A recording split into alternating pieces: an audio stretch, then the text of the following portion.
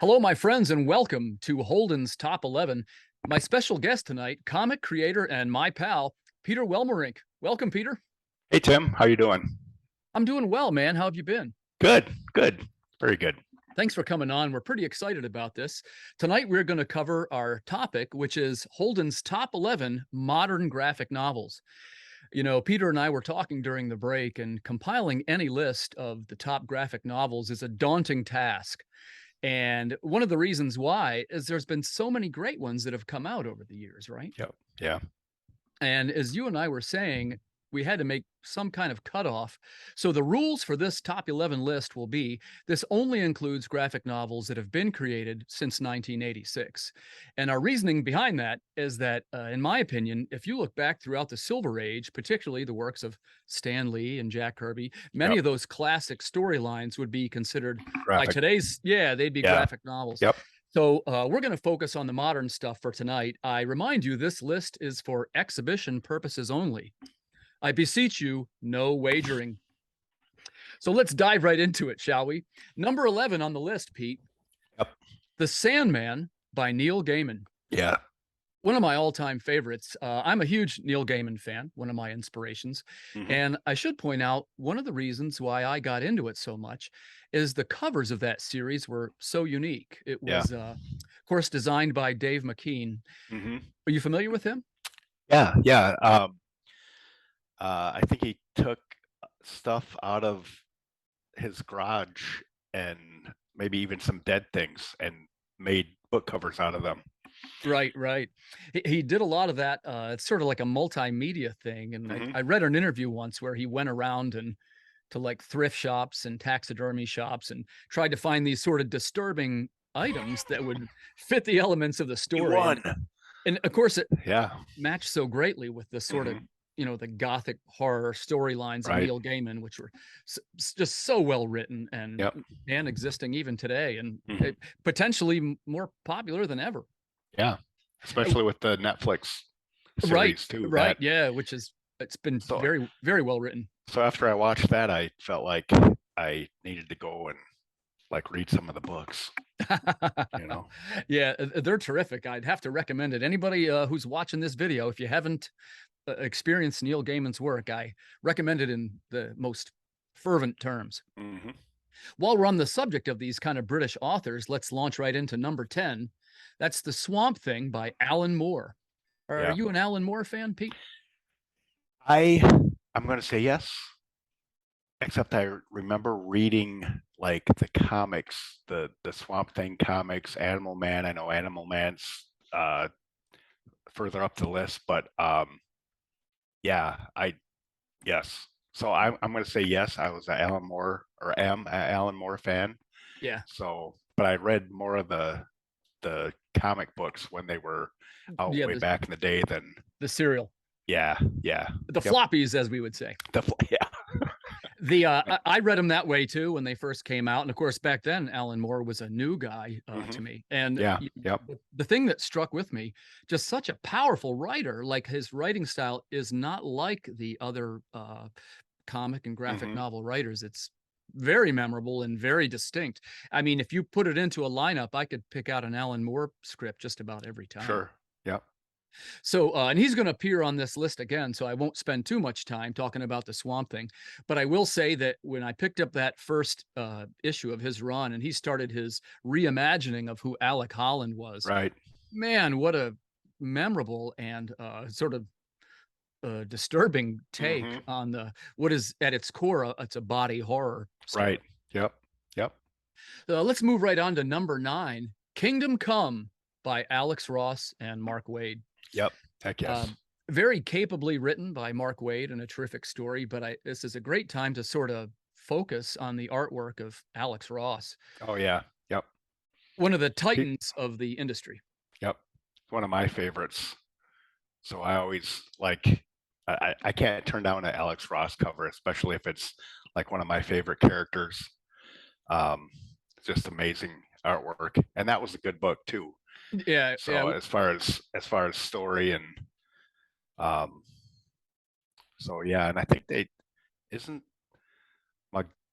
Gog's still a character in the DC universe? I think he So is. it wasn't I know it's supposed to be like a uh Elseworlds Yeah. type story, but obviously with the multiverse. Yeah, and boy, So I'm so glad that you brought up the Elseworlds storylines. They were some of the best stories. yeah, yep.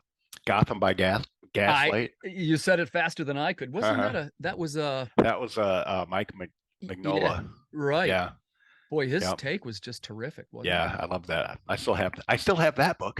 Yeah, yeah, me too. Me too. So, without further delay, I'm going to change it up just a little bit, Pete. Are Mhm. you a manga fan or manga, as some people say? Um, yes, but but I don't have like I know enough about it. Right. Okay. So Sure. And a lot of us Westerners do, but mhm, I'll go on record as saying, look, I'm not a fan. There's very few manga or manga that I will sit through, mhm. and this is one man's opinion. Yep. Your mileage may vary. I don't feel that they're particularly well written or particularly well drawn, but there's glaring exceptions, of course, to that rule. And one Mhm. of them is Lone Wolf and Cub by, Yeah. I'm going to try and pronounce their names correctly. Okay. That's Kazuo, let me try that again. Kazuo Koike Mhm. and Gojeki Kojima. I hope I got that correct. And the thing I like the most about that series, it really has the feel almost like a Western, and Mhm. there's a Yes. lot of wordless panels, which, I'm a Yep. big sucker for wordless panels. And Mhm. one of the things about the graphic novels is sometimes the less words, the better. Yep. Yep. And man, this creative team, they just nailed it on this assignment. I mean, it's powerful material. And if you are not a manga fan and you Mhm. want to check out something that's cool, please take this recommendation and check out Yeah. Lone Wolf and Cub. Yep. I'd say it's one of the best ones.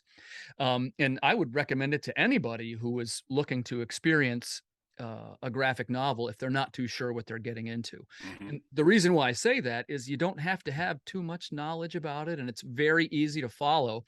And Well, and it's a classic, really, right, when it right. comes to yeah. Well, and So went on for just a crazy number of volumes too. mhm. I don't remember exactly how many volumes, but I know Mhm. it's that series has long legs.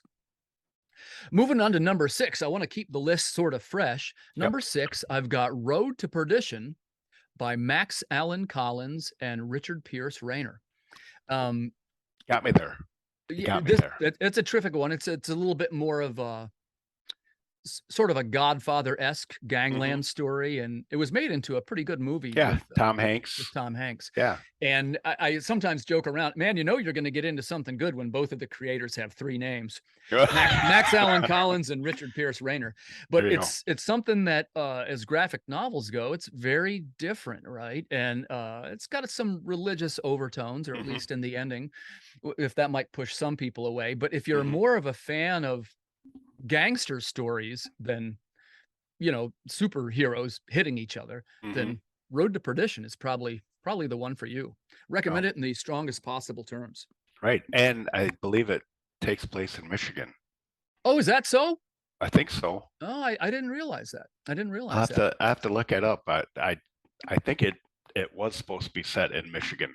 I know So, part of it is in Chicago because they go to find Al Capone, and yep. he's got a great line about the Chicago cops. There are no police in Chicago, only killers with badges. Right. Yeah. And I believe what happens, the main character comes up to Michigan to the lakeshore, and I think that's where they're hiding out, Oh maybe, yeah, from what I sure, remember. sure. So anyway, That's a good one. yeah.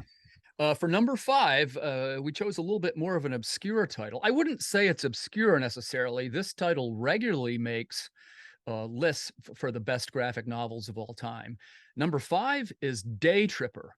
This is Hmm, by the Brazilian super team of Fabio Moon and Gabriel Ba, hmm, and this is a very deep uh, uh, story, and it's kind of along the lines of what is the meaning of life is the way I would describe it. And it's almost hard to really describe what it's about, but it's a 10 issue series that was compiled, and each issue sort of ends with the death of the protagonist as he explores the meaning of existence and this kind of thing. Wow. It's a mind bender. It's a mind bender. Daytripper. Daytripper. Maybe Okay. not for everybody, but definitely experience. I mean, you finish that one, you put it down, you're going to go, wow, I really just experienced something. Right. So That's you cool. you It's mentioned cool when a book can do that. oh yeah, and that's Yeah. you know I tried to when compiling this list, I wanted to make sure that I had some of the things that maybe weren't necessarily that were maybe deeper subject matter and that were Mhm. maybe that would hit you a little harder if you know Yep. what I mean. Yeah. I think Road to Perdition is most likely one of those. And yeah, what was the other? Oh, and Lone Wolf and Cub too. Oh sure, There's yeah, like a kind of a family element. It's family got element. heart, Yeah, I you know. agree with you, and I've always been trying to in my own writing, I Hmm. always try to include an emotional component, Hmm. and I Hmm. feel that it's missing from a lot of today's Right. works, Yep. especially in the especially in the indie community. I was getting ready to say there's some great ones out there. It's Hmm. difficult to make blanket statements about the graphic novel community because Right. there's so many titles. Yeah. It runs the gamut from Yep. from A to Z. So Yep. it's tough to make a statement like that. But returning to the heroes for just a Yep. second, this is one that you mentioned earlier, and it's one of my all-time favorites. This is number 4. It's Animal Man by Grant Morrison. Hmm. I take it you're a Grant Morrison fan. Yes. Yes. Yeah. So, um, the Animal Man again, I read when it was serialized, and it was a long time ago. I was probably like buying those off a spinner rack at Yeah. 7-Eleven for all I know. But I think that character captured me because again, um, he wasn't like obviously he had powers, but he was like a guy just again it was another book that had heart. It wasn't just like a superhero um and I felt like there were some horror elements in that too, Very much so. which maybe that pulled me in too, you know. Well, and it applies back to what we sometimes call the new wave of British authors, which in those days they were published under an imprint of DC that was called Vertigo. Vertigo. Yep. Yep. Yeah, and it was the editor was Karen Berger, and I guess that was one of her assignments was to scoop up this amazing Oh, talent from across the pond, as it were. right. And that was Yep. essentially it was Alan Moore, Neil Gaiman, and Grant Morrison. Yep. And if you bought one of these books, you were basically guaranteed that you were about to have a thrill ride. Right. And Yep. Animal Man, no exception. And one of my favorite elements of it, it breaks the fourth wall, right? Like you get to the end, and of course, Animal Man meets Grant Morrison in the end, and Hmm. it also has a very hard hitting, very emotional ending. And Hmm. it's I'd be fair to say it's one of my favorite endings of a graphic novel. Ah, now you're gonna go. You've enabled me. Yeah, I'm not going to give it away because I want to keep the surprise for the readers. If you haven't read Animal Man by Grant Morrison, drop everything you're doing and go Hmm. check it out. It's one of the best. Number 3, this is a book that lately has a little bit of controversy. I don't know if controversy is the right word, but I guess it's fair to say it's hard-hitting subject matter, and you and I Hmm. can discuss this. Number 3, Mouse by Art Hmm. Spiegelman. Hmm. Um, it's basically the story of a family attempting to survive the Holocaust, Yep. and it is portrayed in the way of sort of these anthropomorphic Yep. animals. Yep. And this book regularly makes the list of what they call banned books, which before we dive into that, Pete, what are your thoughts on banned books? We shouldn't ban books because next thing we'll say that, well, we don't like this piece of history, so we're going to ban that history book. And then Sure. what are you doing? Right. So no, I think uh, books need to be out there. They need to be. You can read a book and not like it, and it doesn't mean that you got to throw it on a burn pile. Right. You know, if it's Right. not the subject matter that you enjoy, yeah, they're actually trying to shut down our local library because there was a particular book that certain people didn't like and they thought it was teaching our young people uh, wrong things. And it's a book about different a different lifestyle, which is well known nowadays, and yet anyway, we won't go too. Sure. Well, But yeah, it's I follow what you're saying, and I'm against censorship too, and yep. I think that particularly in the case of mouse, it is something that's important subject matter. Hmm. And I guess I should say I don't think books that should be banned. It's like get rid of Schindler's List. Right, but I guess I would say if you're talking about having your 7-year-old read mouse, you might want Yeah, to. that'd be It's a that little. might be a little heavy. It's a little heavy, right? And Yeah, it's there's. I guess at the end of the day, this comes down to parenting, and you should right. have some discussions with your child Hmm. about what some of the elements of history are very upsetting. And Right. there's parts of that book which are, for a grown adult, it's terrifying material. Hmm. And I think that, Well, it makes you think. right, it makes you think. And I guess I'm not saying I'm for censorship. First of all, I can't seem to say it tonight, but I would say that some things you want to have a conversation with your children before you just sort of Right. turn them loose on the Right. material. Yep. And like, would that be too upsetting for a child? I guess, it might be. It's pretty, like, he doesn't pull any punches in that Right. book, and it's Right. it's you're not going to skip home from the park after reading that one. It's one of the I'm most powerful books on this list. Yeah, I think it's one of those things that if you're going to have your kid read it, if they're at a younger age, probably like if they brought it home, you'd probably want to go, oh, let me explain this Right. first, and be warned. So I don't know, might be too. I don't know. Kids nowadays, get they see a lot of stuff, Right. Yeah. So you can watch the news and probably get more upset. Right. Yeah. I'm not sure. I'm not sure I want to let my kids watch the news. So Exactly. I but can't watch. I can kind of see both sides. Yep. I personally am a big fan of the book, and I Hmm. do think that particularly in this case, the use of sort of these cute and fuzzy animals to describe this utter horror Right. is It's particularly effective. genius. Yeah, Yeah. it's genius. Yeah. Yep. And but I could see where it could potentially be traumatizing for younger folks. Sure. So, it's a terrific book and I recommend it, but for younger people, approach with caution. I guess Right. sounds like Yeah. we agree on that. They'll never go to the pet store quite the same again. Right, exactly. One thing I did always kind of like, it's cool how the Americans were portrayed as dogs, Right. like the Right. big fuzzy friendly people. Hmm. So, moving on to number Yep. 2, we're going to circle back around. This is a guy we haven't talked about too much on this list, and he definitely deserves at least one place, if not several. Number 2, The Dark Knight Returns by Frank Miller. Frank Miller. Yep. Yeah. And I guess I should mention That's. there too, of course, Klaus Janson and Lynn Varley. Hmm. What's your thoughts on this one, Pete? So this one really, um, again, I got this when it came out originally, and I loved seeing like it's like the end story of like Batman and Superman, it, and I think there was um it showed their conflict. I know nowadays they show a lot of the conflict between Batman and Superman and all the rest, but I think this was the first time maybe it was portrayed as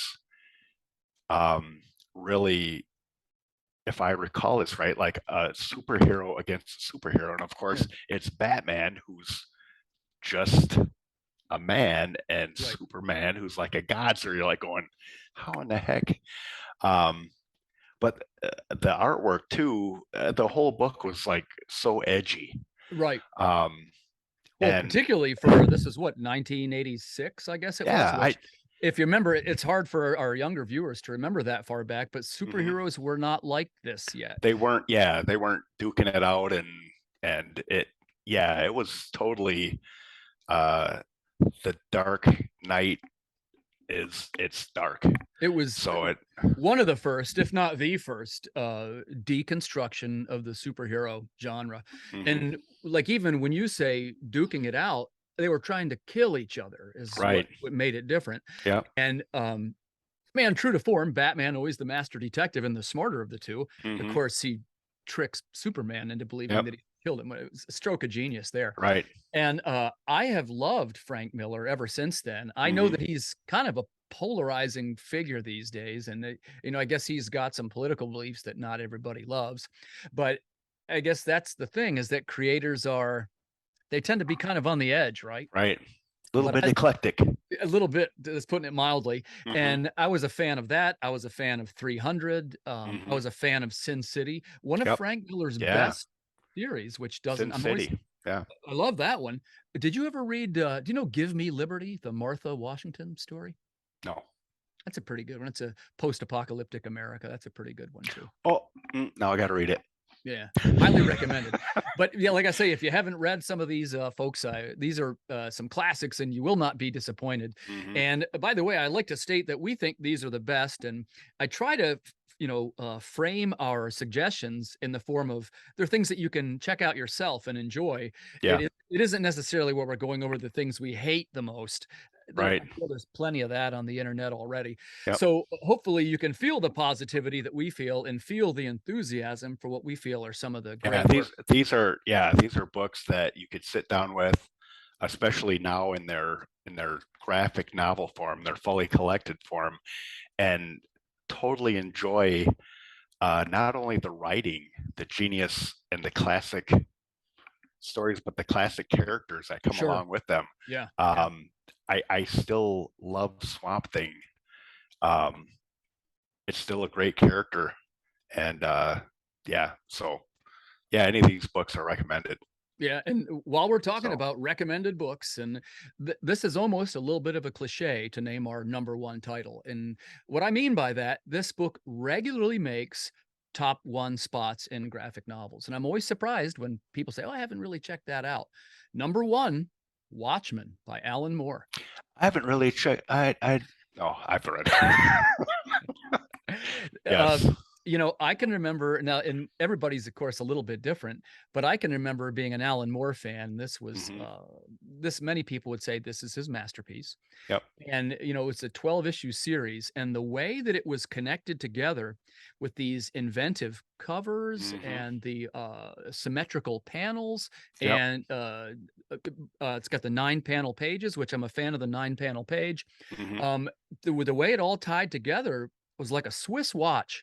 Yep. And to imagine the level of commitment that Alan Moore must have had for this project, it's here 40 years later, and it's still just mind-blowing that he did this. Yep. And there's a reason why this title often makes the number one spot. And the reason is it is really that good. It stands out among all the titles as the pinnacle of what creators are trying to accomplish with their characters. And perhaps what makes it even more compelling is they were all his own characters. It's a deconstruction of the genre again, but it's not based on Batman, Superman, Spider-Man. It's his own take. What's your 2 cents? Of course, DC is more than happy to realize the genius of that whole thing, and I hope they gave Alan a good chunk of money, because of course they're using Dr. Manhattan now. They brought back the Button, and they brought back Rorschach. Tom King wrote a series. I didn't read that one, but I like that character. But yeah, they've incorporated the Watchmen into the DC multiverse timeline, which is fine, because really when I saw them do that, I thought this is excellent, because like we were talking about, I loved the Watchmen. I love that book. I love that series. Yeah. So when it's almost like a gimme, it's like, oh, look, they're incorporating the Watchmen in here. I'm gonna just give you my money right now, because if they keep it true to form, it's still gonna be, edgy stuff and little anti-hero, and so yeah, and they're doing that. So I'm happy with what they've done. So, but yeah, Watchmen, yeah. Do you think Watchmen deserves the number one spot? I don't know who else could bump them out, really. I mean, really, The Dark Knight Returns and The Watchmen, right up there. Yeah, for How sure. about did you see the film Watchmen? What did you think of the film? I like the graphic novel better. I like the movie. It was fine. It's always cool to see, live action or books become live action. Um, I still like the book. Sure. So yeah, I'm right there with you. I'm right there yeah. with you. I enjoyed the movie, and I thought Hmm. that the way they changed the ending was suitable for a film. Right. You got to remind yourself, not everything translates into film very well. Exactly. Yep. And I understand Alan Moore's hatred of the industry. I mean, they really did him wrong from top to Hmm. bottom, and it's hardly a shocker that corporate America has very Oh, little sure. respect for creative properties in general. Yep. Um, but I kind of get that too. I mean, it's their. They. I gotta take Alan Moore's side on this because I'm a creator myself. But on the one hand, publishers create these properties and develop them because they're trying to make money. They're companies, and the one Hmm. thing we can say for sure about all companies, profit comes first. They don't Yep. care about anything else, and it Right. isn't fair to really expect anything else. And Right. I think we all go into it like, hey, they're really going to treat me fine, and then Right. somehow we're shocked when they don't. And Right. Well, you do your work for them under their umbrella, and you've pretty much signed a contract, right? yeah. So anyway, I mean, it's too bad that you can't get a little respect from that, but yeah. I Anyway, I it's also want to mention too, I'm a huge Alan Moore fan, and you probably got that from just hearing me gassing on about it.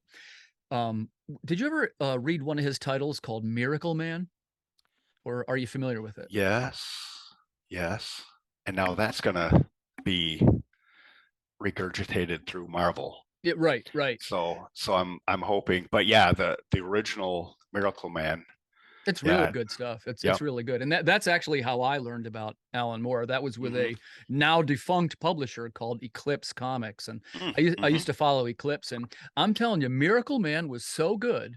When that book came out, I can remember when the next one was coming to my local comic store, I would run to the store to get the latest issue of Miracle Man, and mm-hmm. a lot of people now, this many years later, have recognized this as some of his Alan Moore's best work, if not his best work. And good luck in finding back issues.